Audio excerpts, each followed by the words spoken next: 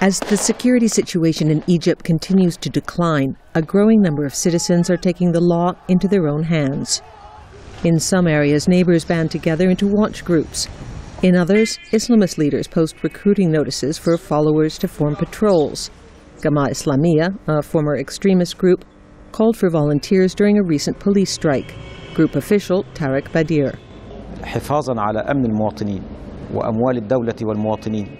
In an attempt to protect the people and the belongings of both the state and the people, and to protect the lives of the people, we have decided during Friday prayers that if the police don't go back and do their jobs, then we will be forced. We will have to take their place with our modest capabilities. Egypt's much-hated police force largely disappeared after the 2011 revolution. Many who finally came back complain they are ill-treated, and some, once again, have walked off the job. In the vacuum, Egypt's top prosecutor this week urged ordinary Egyptians to step in. Policeman Islam Mabrouk thinks that's a terrible idea. The prosecutor general was wrong when he gave civilians the right to arrest each other because it turned everyone into policemen. Anyone can go and arrest people on the streets. Or worse.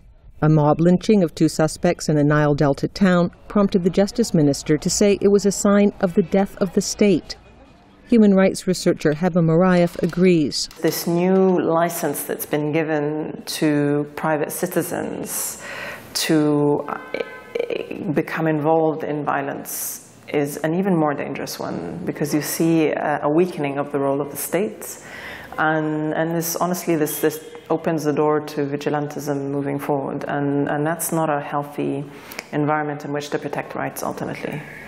While some Egyptians have called for the military to intervene, Marayev says it's better to focus on reforming the police into a responsible force. Nothing's happened yet, but at least you're dealing with a police force, and there can be top-down decisions to eventually, over the next decade, change police behavior.